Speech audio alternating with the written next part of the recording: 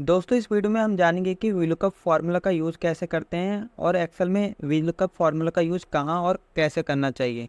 तो मैं इसे आपको एक एग्जांपल की माध्यम से समझाना चाहूँगा।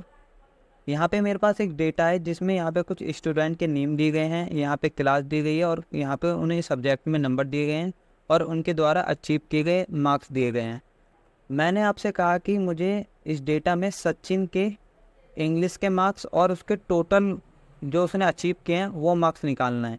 तो इस कंडीशन में आपको वीलुकअप फार्मूला का यूज़ करना है। चलिए समझते हैं। आपको इस सेल में आ जाना है और इस जगह इक्वल वीलुकअप का फार्मूला दे देना है। फिर उसके बाद यहाँ पे आपको देखने को मिलेगा लुकअप वैल्यू। लुकअप वैल्यू के अंदर आपको इस सेल को सेलेक्ट कर देना है, फिर कमा दे देना है। इसका मतलब ये है कि आप डेटा में से किसका डेटा फाइंड करना चाहते हैं। फिर आगे आता है टेबल अरे। टेबल अरे का मतलब है कि वह डेटा कौन सा है, उस डेटा की रेफरेंस दो। तो डेटा की रेफरेंस में हम इस डेटा को दे देंगे पूरे को सेलेक्ट करके, फिर कमा दे देंगे। फिर कॉलम इंडेक्स नंबर में ये बोला गया है कि वह कौन से कॉलम नंबर पे आता है, यानी कि जो सचिन ने मार्क्स अचीव किए हैं तो वो ऑप्टिनेट मार्क्स कौन से कॉलम नंबर पे आता है। तो हम यहाँ से काउंट कर लेंगे 1 2 3 4 5 6। 6 पे आता है तो कॉलम इंडेक्स नंबर में हम 6 दे देंगे, फिर कमा दे देंगे। फिर उसके बाद ये बोल रहा है रेंज लुकअप, यानी कि जो डेटा आए यानी कि जो रिजल्ट आए वो करेक्ट होना चाहिए या लगभग में होना चाहिए। तो हमें करेक्ट चाहिए, तो करेक्ट को एक्सेल में 0 से रिप्रेजेंट किया जाता है और ट्रू को 1 से करते हैं। फिर ब्रैकेट को क्लोज कर देना है, देन एंटर कर देना है। आपको कुछ इस तरीके से एरर शो करेगा, लेकिन आपको घबराना नहीं है। हमने बात करी थी सचिन की, तो इस सेल में हम यहाँ पे सचिन लिख देंगे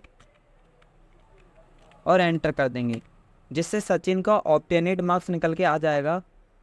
अब दूसरी कंडीशन ये थी कि हमें सचिन के इंग्लिश के मार्क्स निकालने थे, तो हमें इस सेल में आना है और सेम वही करना है, इक्वल वीलुकअप का फॉर्मूला देना है। लुकअप वैल्यू में सचिन को देना है, फिर कमा देना है और टेबल अरे में फिर से डेटा को देना है, फिर कमा देना है। फिर कॉलम इंडेक्स नंबर में ये ध्यान देने की बात है, हमने पहले 6 लिया था लेकिन अब हमें इंग्लिश के मार्क्स निकालने हैं। तो हम यहाँ पे काउंट कर लेंगे 1 2 3, यानी कि 3 नंबर पे इंग्लिश आ रहा है तो इस जगह हम 3 दे देंगे, फिर कमा दे देंगे। और हमें बिल्कुल एग्जैक्ट मैच चाहिए तो हम यहाँ पे 0 दे देंगे और ब्रैकेट को क्लोज कर देंगे, फिर एंटर कर देंगे, जिससे हमारा इंग्लिश का भी मार्क्स निकल के आ जाएगा। आप वीलुकअप फार्मूला सीख रहे हैं तो आपको एक बात पे ध्यान देनी चाहिए। जैसे कि इस डेटा में सचिन का एक ही नाम का स्टूडेंट था। मान लीजिए इस डेटा में 2 नाम के सचिन स्टूडेंट होते, तब आप क्या करते। जैसे कि मैं इस नाम को कंट्रोल सी से कॉपी करता हूँ और यहाँ मोहन के पास पेस्ट कर देता हूँ।